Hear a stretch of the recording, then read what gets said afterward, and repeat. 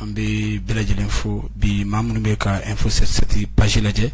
anga fuli bi abarajale mami be ka bi kibaru no nasa amasa no oye amena jenoya mi ke bi bu mabel jawara kata se tayruba uluma bi wula daina amena sirika foke awere ame ka fo ndo ko frontier la ka fo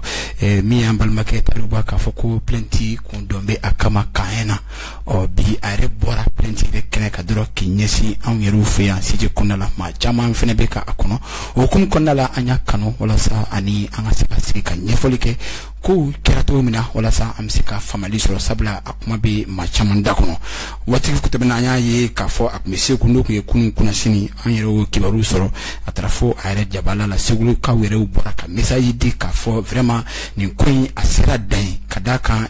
sikera segu ka derema no yetaru ba me fole ke info 7 la meba be na fleba be na abonné be mo sur les mala mo be ni vidéo nous partager car il faut qu'il voit le monde la mine que qu'il faut qu'il barane mana il faut qu'il chesser la kuna faut le dire ça fait table la vidéo monter au niveau multimédia franchement il be faut barane qu'on a là il y a molé a charani ni mbalma ke be ñoo fa no tayru bay baraka ñoo ndu ka ful la sam terwa ambe fulu di referme ka fulu di am fleba wana kan wawa a'udhu billahi minash shaitanir rajim bismillahir rahmanir rahim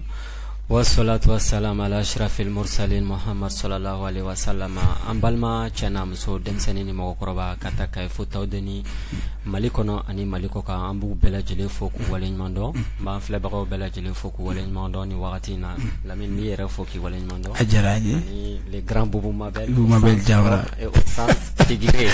non ne dindu de ni jawla ka yon fene de ala ya ndam fene lu fene da anaka buena ka ja afre bi nyum raw ni quoi c'est au sens propre et au sens figuré c'est ça ala ka nyaka dama ni jaranye anya wele awna na njabi vraiment ni so jale do kadaka wati wire kurun kama nga ayambunya kabulika na ka anjabi o jaranye kosabe nga mini abedugula na kembe ka be kunuga o yebi ko ekunwelembe anga tribunal maufe ni précisément comme ni mau ne noye communica mawi o ifse ka nyeful kanye yala ako damna tudmena jondi plenty do o ani fama were ya ko bla dadmena. Merci beaucoup Lamine. Donc folini walenmando mbo ke kasi segu chena muso a demsenini amokoroba bela jilema et particulièrement Cheikh Tidiane Guissé autorité morale M5 Segu mais menta fo ka Segu almamu bela jile fo donc ku fo ku walenmando o temene ko fe be bubu mabel naka jamakulu fo ani mali activiste bela jile mali kono ani mali ko ka nyemu to fo mamu to fo bela jile ka bunya biano o temene ko fait mention spéciale à Sekou Tungara le politologue ma fo ka walenmando depuis ni ko indabora abe wulika jolal kanto Sekou ay wulika jotchamake donc ani ñira cousin depuis Dakar jo bala bref ñe munun to fo ma munun to fo donc haklié jogné ma famille am bu bela jele fo et maintenant folie bleu ba mbo di malien ma peuple malien parce que barka o barka be jigela o ya nabi jidela donc wolo deni jigia wolo baye et kono jigie kungokolo yin donc ameni combat muna ambala en connaissance de cause jigia wereta na fana ni peuple malien te maintenant folie sabana modi jonma ça c'est les autorités de la transition et colonel Assimi Goïta ani Mali teni tuku bela jele ikera sorasio ikera policio ikera gendarme yo bu bela jele fo ñu to fo mamun to fo le gouvernement mo bela jele fo sogal ko kala mayga be far lafia bola donc vraiment ba fo ka waleñ mando o tamene ko fe Mali justice et mu fo ku waleñ mando ko ka impartialité là et Tayruba te bubu mabel te Lamine te mo ko te mo chité Mali kono mumbe sharia sanfé am pela jele de bi sharia dukuma mais nantara ñogon soro sharia kono anta ñogon soro kunklena do de ka ani hakilla do de ka bon nga wuli ka jo e combat politique be an wonta antetani mo e police la antetani tribunal la antetani dugu tiki blona antetani almami fe argument contre argument preuve contre preuve opinion contre opinion parce que combat politique de dos combat démocratique de dos donc en ligne politique yemouye patriote de parce que il faut que mɔgɔw ka différence de politique kɛlɛ bɛ yen ani patriotisme bɛ yen la preuve en est que n delila k'a fɔ n ka kuma tɛmɛnenw na lorsque Mali ye français ambassadeur gɛn de l'extrême gauche à l'extrême droite français politicien a fitinin n'a belebeleba cɛ n'a muso bɛɛ farala ɲɔgɔn kan ka bloc kɛ parce que u y'a ye k'a fɔ France ka intérêt supérieur dɔ de bɛ en jeu sisan donc Macron ko t'o ye o faamuyali kelen de b'anw fana na bi Mali kɔnɔna na donc c'est pour dire que ne taara Segu n taatɔ la Nafigi Sere bɛ ba kɔfɛ ne ni Bubu Mabel yɛrɛ de tun bɛ ɲɔgɔn fɛ an bɔra Bubu Mabel ka problème la tribunal la donc k'an to mobili kɔnɔ ka taa so parce que pratiquement Dieu merci an bɛɛ bɛ quartier kelen na donc ale yɛrɛ de ni ne bɛ déplacement fɛn o fɛn kɛ an bɛ taa quoi pas de problème oui i n'a fɔ i y'a fɔ cogo min na fɔ Bubu ne b'i tɔɔrɔ a b'a fɔ non Tayiruba ni ye nin kuma dabila an bɛ kɛlɛ kuma dabila ayi mɔgɔya b'a la o kelen dɛ a n'a ka ko bɛɛ n ko Bubu ma adamadenya b'a la n ko Bubu n ko ni Ala ma baasi kɛ samedi n bɛ taa Segu donc pour aller voir ma famille n ka musokɔrɔba bɛ yen n balimamuso bɛ yen n kɔrɔkɛw ni n dɔgɔninw bɛ yen quoi donc ne taara Segu samedi dimanche lundi je crois c'est mardi comme ça donc wulila k'a sɔrɔ y a un huissier o ka message bɛ n kun écrit karisa ne bɛ baara kɛ nin cabinet in na nin kunkanko in b'i kun kɔrɔ i bɛ min n ko ne bɛ Segu de donc fɛn in dir'i ma kuma sɔrɔ e yɛrɛ bɛ Segu non exactement o y'a sɔrɔ ne bɛ Segu de téléphone wele de la ne y'a dɔn quoi an yɛrɛ tun y'a kɛ de k'a fɔ ko i taara Segu nin ko in kelen de i taara i ka so ka taa voilà vraiment n'a ye sutura Ala ka n'a sutura b'a dɔn tiɲɛ de don donc moi je ne mens pas je peux me tromper mais je ne mens pas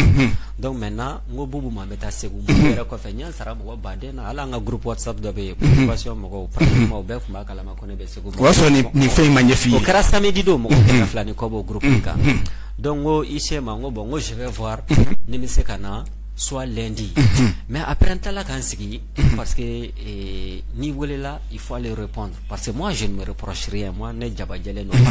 ne jabajɛlen don passe non i ko n tori tɛgɛ donc sisan n ko de toute façon ne tun bɛ fɛ ka segin Bamako lundi o de ye ne ka programme ye mais ko balale o bɛ ko sudalen sa donc maintenant je retourne ici où les gens font un engouement. Donc tout au long du chemin, on était en contact téléphonique, c'est un monsieur très sympa, donc c'est là Bamako dro, un coordonné téléphone, soit transmis diano. Donc maintenant, sur moi, on Djabi. Donc vraiment, ni bouillant ni karamate, gendarmerie là, ma foi, mafia, ma foi, madaïka. Pas du tout, vraiment, au cas professionnalisme. L'outémo, au côté là, l'outé Taïruba, côté là, l'outé Karsaka, côté là. Maintenant, c'est les gendarmeries là. Ils m'ont fait savoir que c'est une plainte de Malik Konaté. Donc, comme dossier à ma banque, faire justice Kaboloka. Jusqu'à présent. On sera commune 5 tribunal là. Inch'Allah. Voilà. Donc, je ne peux pas rentrer dans tous les détails. Donc, mais mon condom, en ligne politique. En beau qu'elle est là. Oui, ça c'est le patriotisme. Pour le Mali, aucun sacrifice ne sera de trop. Donc, on a une option. Johnny Jalakiti Malini Machiche. Mais ni suruku nana, on me feront commun de que. Ça, c'est mon approche. Familiale et politique. Donc, quand cela ne tient, donc c'est un combat vraiment. Dynamisme c'est pour le changement, c'est pour le Malikoura, c'est pour la refondation. Bon, Dieu merci, on m'a pas invité dans ce combat-là. C'est un des M5 qui est fait Malikoura Walea. On même Malikoura comme for Domna. Donc, mon côté, chia côté, Balmaate, c'est un idéal, un esprit. Donc, baby réa collègue on en a. Il y a M5 now. Mogo qu'on devait faire qu'à ko san bisaba tɛmɛnen na jamana in sɛgɛnna sɔrɔ siraka a sɛgɛnna lakana siraka a sɛgɛnna kalan siraka a sɛgɛnna balo siraka a sɛgɛnna yɛrɛ ka taama hɛrɛ ni baden na i sago ma Mali kɔnɔ surtout an ka tungaranke minnu bɛ diɲɛ ɲɛfɛ donc an wulila k'o kɛlɛ de kɛ on va mener ce combat là jusqu'au bout pour que Malikoura a ka rêve là a ka kɛ réalité. Donc je peux pas en dire plus pour le moment dossier là parce que ni ko sera tribunal à niveau là mais on va jamais céder d'un iota devant qui que ce soit. Voilà. Ni aujourd'hui ni demain. Aywa foli bi yɛrɛ kosɛbɛ sabula an y'o de fɔ n ko mɛn na mɛn tigila ye maaw bɛ kuma caman fɔ nka ni ko tigibatigi yɛrɛ ye ɲɛfɔli kɛ maaw ye ne hakilila ɲɛfɔli banna ye o la an bɛ an yɛlɛma an kɛnɛya fan fɛ komi i yɛrɛ y'a fɔ cogo min na Bumabel aw bɛ sigida kelen na ko n'i b'a kɛ a ka ca Ala fɛ a bɛ bɔ a kalama Segu ta in anw y'a mɛn k'a fɔ ko i tɛ Segu ko nin ko in kɛlen kɔ komi Segu bɛrɛ bi an bɛ se k'a fɔ maaw bɛ siran Segukaw ɲɛ sabula u y'u bolo si yɔrɔ min na tile bɔra ye u ko nin tɛ kɛ u ko maa o maa n'i tɛ Mali fɛ i bɛ malo ni Segu yɛrɛ autorité morale yɛrɛ bɔra ka vidéo kɛ anw siranna dɛ. Bon, pour la petite histoire Segu autorité morale a ka bɔ bɛɛ la ne wolola bolo kɔnɔ de parce que ne ye sɔgɔla kɔnɔ ka den de ye Jafala Gise ninnu ka so yangu y'anw ka dumunikɛyɔrɔ n'an ka kulonkɛyɔrɔ de ye donc tonton don n kɔrɔkɛ don donc an ka politique ko ni o bɛɛ bɔ a la ne kungo ye fɛn fɛn a bɛ y'o la kelen a filanan Talakaw ka so Segu ne wolola yen de Muntaka Taliw ka so Muntaka Tali ninnu a kɔrɔkɛ bɛ yen Bamadan Tali fɛ ne wolola olu ka du de kɔnɔna na donc maintenant ne ye sɔgɔla kɔnɔ ka den de ye garankɛ kin donc ne wulila ka taa Segu c'était non événement mais ni ko y'i sɔrɔ k'i to Segu ni intention wɛrɛ bɛ ne na walima ne bɛ fɛ ka ko wɛrɛ kɛ ne tun bɛ to Segu dɔrɔn ka ji kɛ bidon na o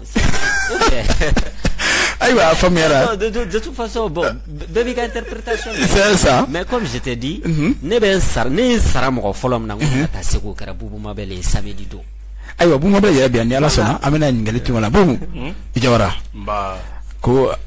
k'i bɛ ko in kalama kosɛbɛ sabula taribaw bɛra k'o fɔ sisan ko in bɛ kɛ kuma min na ale yɛrɛ y'a sara i yɛrɛ la i fana tɛ dɔ fɔ an ye sa sabula a kuma cayara. Bon Taru y'a fɔ cogo min na Taru yɛrɛ kɔnna ne ma o n'o tɛ nin kuma in ka ɲi ne de da o kosɛbɛ parce que ne tɛ se k'a dɔn ko mɔgɔ bɛ se k'a bila a kun na k'a fɔ ko Taru bɛ boli plainte ɲɛ donc nin ye kuma yɛrɛ kuma min ni kun t'a la sen t'a la mɔgɔ minnu b'o miiri quoi hali n'i ti mɔgɔ fɛ i ka walima Taru taara fɛn o répond ne ni Taru ka ɲɔgɔn dɔn ne taara Taru bila ka na tagali min na Taru ma segin o la o tun ye Taru ni magistrats de yɛrɛ de tun bɛ ɲɔgɔn na les deux syndicats donc an bɔra yan ne taara Taru ta Taru yɛrɛ b'a dɔn a tɛ segin k'an ka taa o tɛ mɔgɔ kelen de o tun ye jama de ye jama jɔn fana ko don minnu yɛrɛ bɛ kiiri tigɛ ani olu yɛrɛ tun bɛ ɲɔgɔn na olu yɛrɛ de tun bɛ ɲɔgɔn na o waatiw tɛmɛna a toujours fait confiance à sa justice Taru n'a jamais fui la justice cɛ o cɛ b'o fɔ i tɛ Taru dɔn donc minnu bɛ nin fɔ n m'a mɛn ni e ta in tɛ mais n'a sɔrɔ mɔgɔ n'i y'a miiri i ye tileganfɛ sogo de kɛ tileganfɛ sogo voilà o y'a sugu jumɛn ka kun t'a la taabolo t'a la Taru ne farala ɲɔgɔn na ne ka interpellation kɔfɛ a ko k'a bɛ taa Segu k'a bɛ taa 10 heures k'a bɛ taa reposer a ko bon an sɛgɛnna o y'a sɔrɔ an bɔra Yeri ka plateau de kan donc o kɛra vendredi samedi Taru voyagera mardi Taru m'a dit que ici dɔ y'a wele n Taru kun ye mɔgɔ dɔ ici y'a wele bonya de kɔnɔ ko na papier minɛ n'a sɔrɔ a bɛ voyage min na crime tɛ dɔwɛrɛ tɛ o convention de don a b'a ni duguden dɔ de cɛ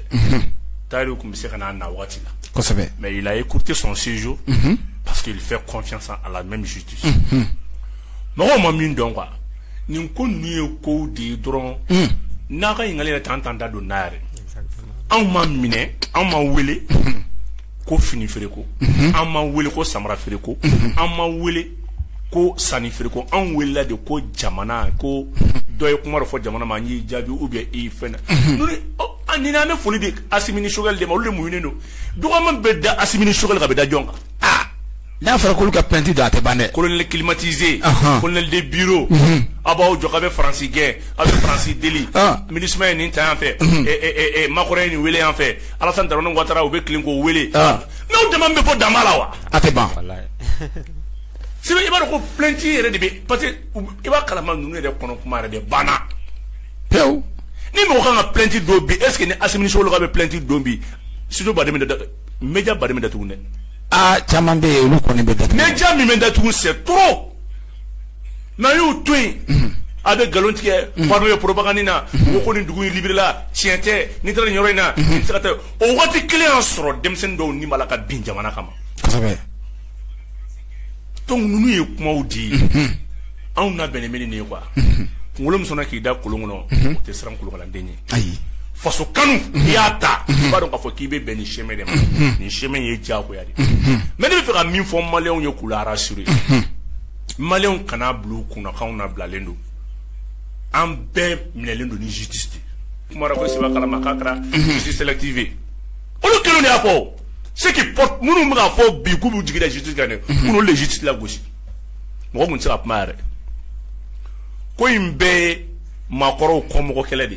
kun bɛ karisa kɔ ɲɛ marché dɔ sɔrɔ ou bien o tɛ yen tugun dusu bɔra olu mɔgɔ tɛ jamana la koyi n'o tɛ Mali bɛ yɔrɔ min na ko bi Lamine bɛɛ kan ka Mali soutenir tiɲɛ yɛrɛ la munna gɛlɛya min bɛ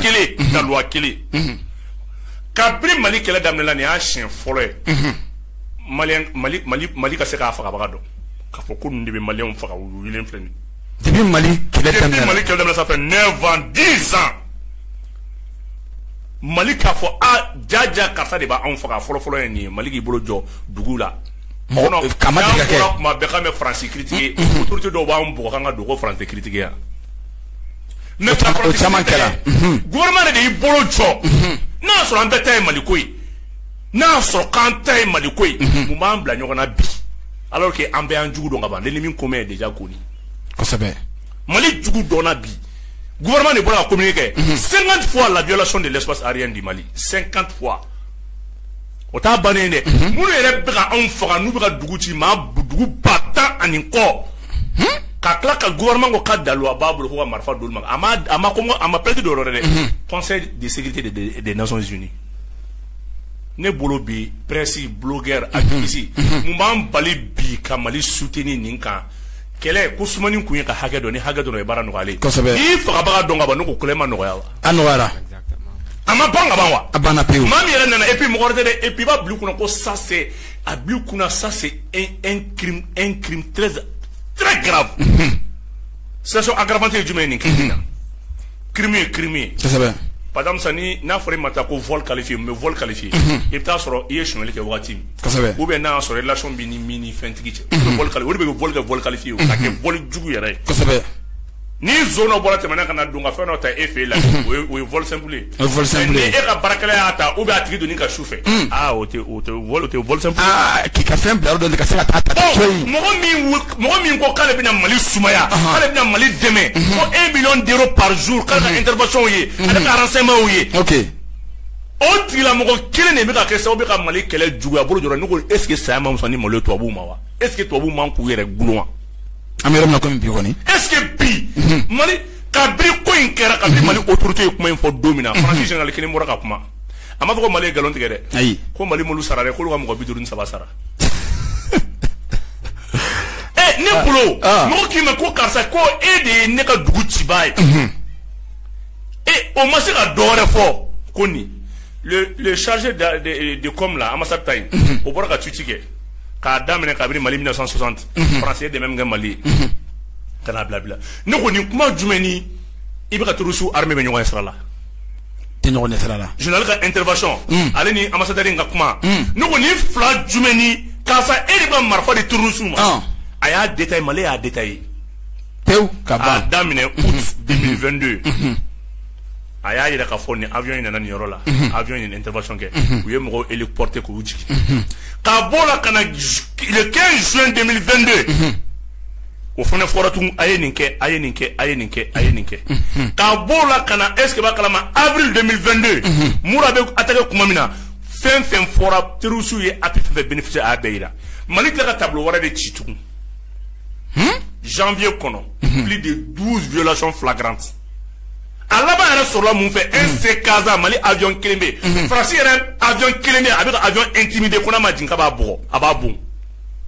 a bɛ tɛmɛ o kan tɛ tɛmɛ o kan o t'a bannen dɛ n'i y'o jateminɛ k'a lajɛ ka na le 16 janvier le 17 janvier le 10 janvier entre 13h 14h Faransiw ka avion tila ka Mali yɛrɛ troupe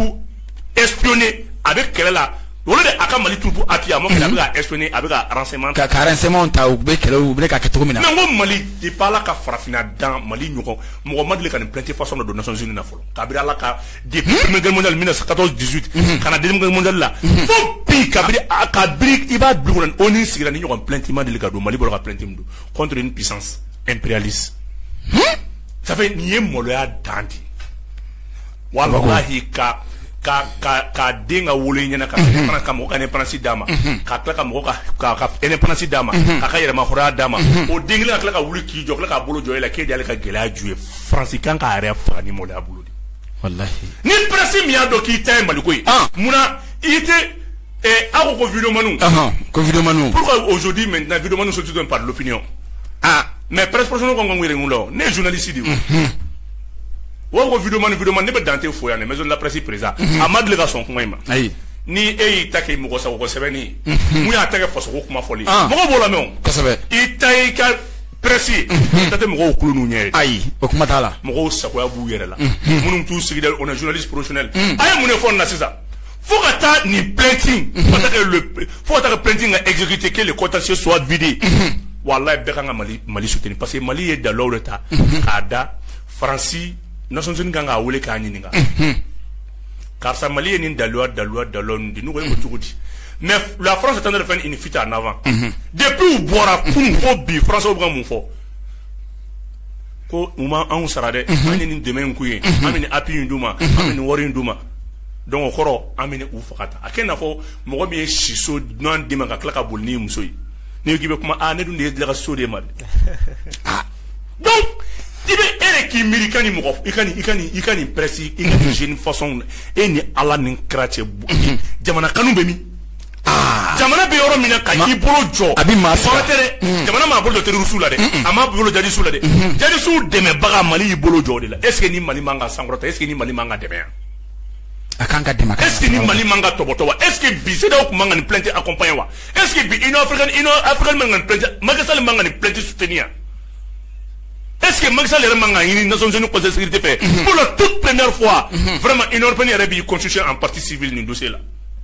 parce que Afrique des Brabi Afrique jeunesse de Barasoro Afrique des Brabi halaki au profit maintenant de son truc là a mudugumi a colonie abe o de Brabi ngela kala et ala te bolum nga dumini dima no kara dumini bobagay la mine est-ce que monotora donc abe masra ni mo mi tay maliko ko bonun kunkele ni wuda don dossier na depuis mali porte munda do machi ou ta commenté ou ayi mo sima ma fo ou ta commenté pour minga ou mo ko le presse yede pour le presse professionnel ga est-ce que ba kala ma jamana gele a flene ni kanga ni takani wala faso de on ka fomya vidéo man sani faso de njugo ya na fara bu ko presse le jamana do se sabana yende ay o presse ngo jige ji me jigla man ko tede presse jamana do se sabana me presse jugo ko tede o côté presse jugo côté franchi donc aujourd'hui le gouvernement doit bénéficier le soutien de sa population nous tous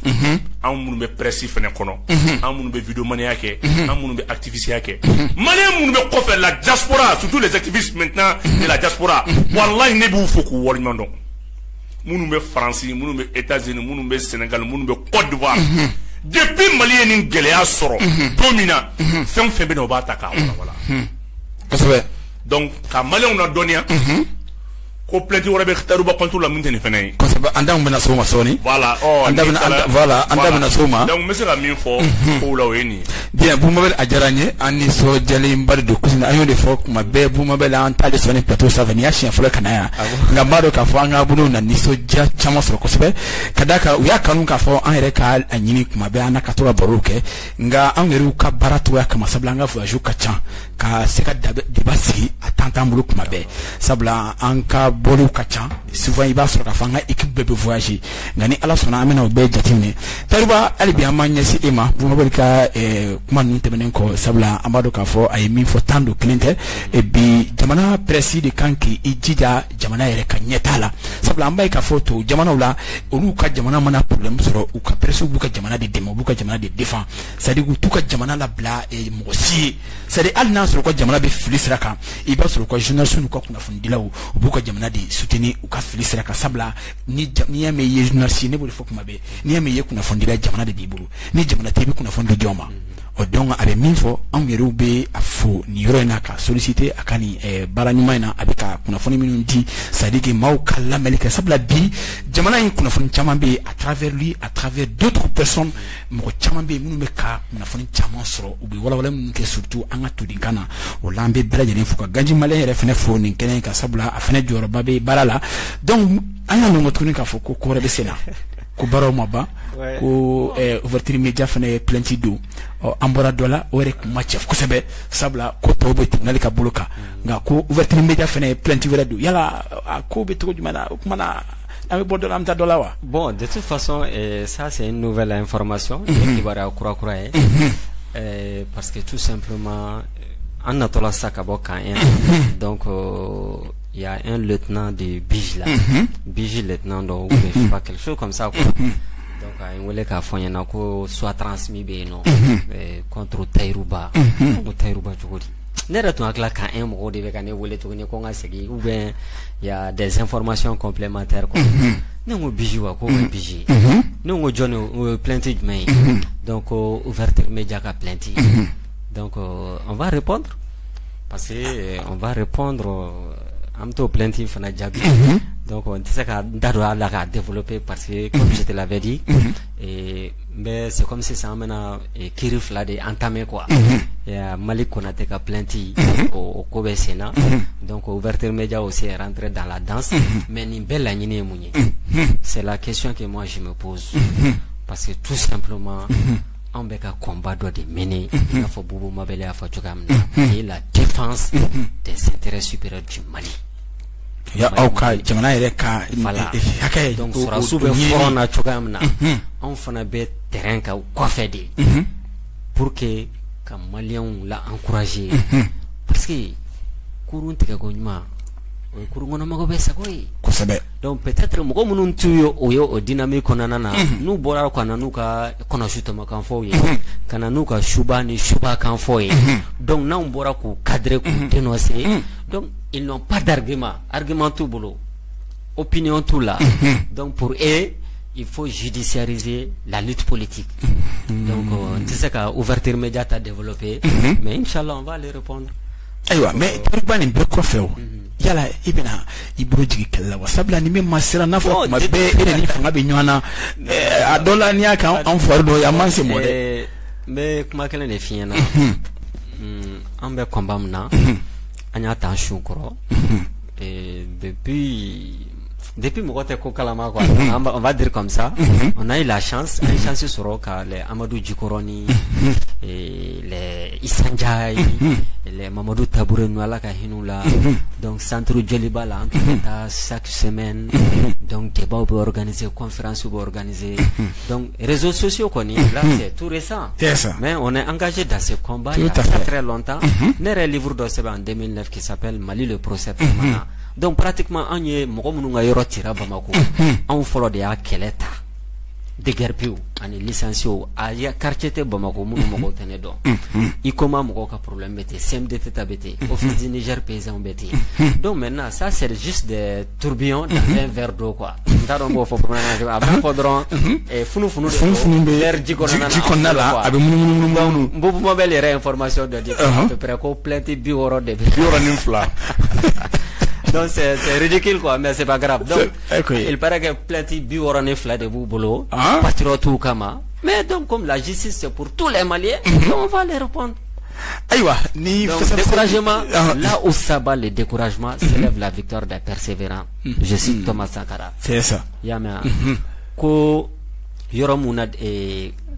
farfoni ko n'o sara yɔrɔ min na les persévérants mɔgɔ minnu timina ka di donc k'olu de bɛ wuli k'u jɔ quoi c'est pourquoi anw tɛ sa u ni maliyɛnw de bɛ ɲɔgɔn na anw ye petite voix ni dɔ de ye dɔrɔn pour les cadrer quoi sinon ni peuple de bɛ ɲɔgɔn na et les voix du peuple sont impénétrables voilà comme on dit quoi donc peuple ni Ala de bɛ ɲɔgɔn bolo ni e fana ko les porte-parole du peuple k'e ɲɛ tɛ da olu kan i ni Ala bɛ ɲɔgɔn na i ni maliyɛnw bɛ ɲɔgɔn na donc voilà un peu donc découragement tɛ et on va un mot message de répéter d'ailleurs ni b'a yira na k'a fɔ de ye bɛ ka cause min défend c'est juste bɛ ka kɛlɛ min le combat est noble et puis le fait que on est systématiquement en welelendo pour so ni tribunal ni fauna ça veut dire que il y a d'après un intellectuel quand ni be combat que sérieusement police la taka ni kasola do ni balalité bala quoi mais ena unya M5 keleke anga mo mu fagara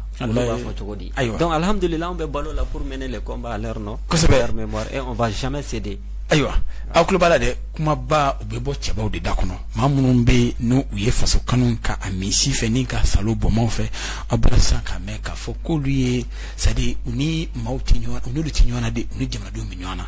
sabla ulu kala ini bi jamana do ka kuna foni kala si anyumana kelen utajo sabla faso join ya nyini dibi kunu dibi Ibrahim Bokar Keita katana o ka fo bi olu bena sarawla tamawre akagele kadaka faso join olu ka klay o bumabel ke ibora sanka fo ko planting bi capta se fo planting bureau ningola akachanu planting bureau ningo kuma obika ke John kama wala mais mokotika la metugum quoi la kambo e munu me bodalay c'est ça, c'est notre victoire quoi. C'est que la transition bouge et l'armée monte en puissance. Ah donc ou be blad dans l'oubliette ou nous cap et c'est va que la mentor bé. Mais et quand j'ai dit Assimi nous n'a reçu aucune formation politique. Aïe. Ou m'a dit que parti que tu parti de l'autre dit ni to ira maléona ka hora ni to ira maléona ka dambe ira to ira maléona ka chefania ira maléona ni mo lu deme ko mana ibe nyugu ira lawa. Munu mi ka fo bi ko français anga partenaire ko amiga galoneti amiga propagande ke o ko ta histoire la jeke de pala kam Mali furadama de pambe Sudana Mali en fakoroba mo de ka son français ga jonyama on tede mo ko on na ebe on tede on fora munu na luma swama wa on be yera wule asra de ka on be chefari shi asra de ka taruba bora segu mara de kono aba don kele be munu na ende un ka damne amdalay kana arware ka munu kana khata fo Madrid nga bekara ne kele masa joli ni esego Amadou takala ka laji Umar takala ka kala kana sibiru nun takala ka nyono mara takala nyono kele la nguye 9000 morts de ke so mara kili o modé mais c'est trop dit kan isigi en ala te 100 keme joli ko fe ko bini se ga be to musa la ka intérêt kam parce que den rete donc nous nous ngani kuma mu vota do ere u ka te so la joko ta lobo sabu takala je ukatalaje uka sisoko lobo sabu histoire ta ukalaje ma joli nimbina ma ba joli ko modenga na isi ko makoro mi do lumara o mana makoro shu billahi ko be galonga ni français on mara ko wallahi an wa makoro ye kele mi ko horo ya kele kunti nyamadu sisoko lobo sabu sire na domina kele be bi abina nyafa na ka fo ko nimbina kanta nyere da ko watami kama nyere ta katami. Donc munu mila e mugoti histoire boro do sa makoro en welede ni ministre be nyogom bolo de e abe tande union européenne nanani ni mana kawde on ti union européenne don ante makoro don ante ministre don ambe Mali ne don wa on faga baga re oludi quel partenariat ita irata un pays qui vient français entreprise le Mali kono c'est plus d'une centaine entreprise keme aninko o de be Mali kono ni ma Michelin to asoma bele ba to awula fe bele wallahi ya kamble ya kampo malien bana kana ka ke français fe ka ba ga findo to fe o da tambe ka fa ga culture la est ce que ba kalama ka ga culture la digi ka ba anga sheni na anga bonma mo te ordem na jamta bonma sanga to bulaje ali be atanto ko ma be mun kobli o kon bende atan to be mun bana anga télé national yere ay télé re to amba ulaje ame wordo awku de palaka France dala mani barka dang ne ko magali ne fo Mali kele de be France churu do yin ko mu ngo ma fen sababe ni mo bo shun barka tala re mo me je shun je kringele a dangalendo mo me chenchen shun a dangalendo mo me sanu shun a dangalendo bo France sanu shun mala France dangala wala te barka do France nyen kala alala dungu de be France ga majigi de me dungu do me ko France du ma mo do aka marabolo do e dankara la sanu shun mani de Allah akbar bon français sanu de shun sanu zoom da ate korbo ala kuma kan te korbo mais Mali sanu flene expert fe fa begalo ma shi sera Mali sanu danfo mo sera dafo a fara ko kanga ko kangu sa fa katana e o côté aborder kulun fa la katana e o côté ali bi dugolo do ba fa ngata fe ali bi amanga potentiel amanga place pour la sanu ngala ala ni ndaw ma de kanga yere balo ne donc an mo be masake muna ka barake o de shogel ni asinu ni shogel ni asinu nunu an mo de pula ka barake ka faso injo e kala je bi ko mali sanu ko mali sanu te bobli abogoma asimi ne ala ni krana asimi barka abogoma te bobli ça veut dire sanu te transporter exporter en brut il faut que ça soit raffiné donc brut ko tala bla ka ko kanche anga yi hake asimi kala kana to est-ce que ba kalama mali sanu contrat concession ce n'est plus maintenant 20%, 50-50 par égal moitié is lithium mimbora metla kana deba wara ko wala ko fina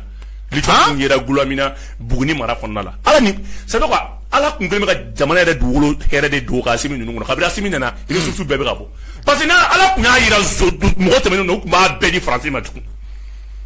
asimi demene ma jako ya di ma asimi deme fona asimi falena wallahi fengele mesaka asimi fengele mesaka nasimi la fengele me asimi ka kelechi abulu nasimi falena ala be barka bo ala atese même mali fina la minute mali do ay angoni malikol anta donc c'est pas c'est le seul pays ni jama jaro be sigoro de taso be feno be do akoro mali la ni sugu be sigi be so feno be keka sugu si ka sugu sigi ko ni misiri be do feno be ka misiri jo la sera o kan ça veut pas ala o ke dugumina ala to dugolo la se mo barka bane ma abada donc ni mo min ti mali do e waro ikara dineti ikara wajili ikara activiste ikara chronique ikara journaliste e mali tandron ala bilal la sans fait mais ni mali janfa ala bilaji ko sabe billahi mo ko mali kono olu e jama mun soro da bi mando ma soro olu e jama do soro manaw ye fembe ko lu ye mali bla ala u bla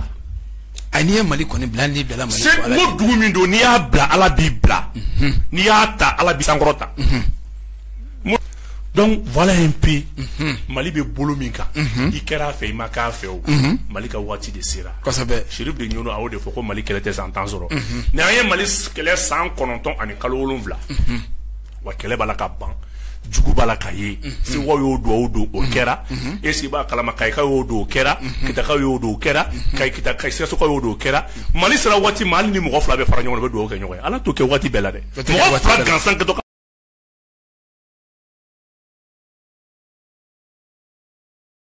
juguye na ko min kan o kan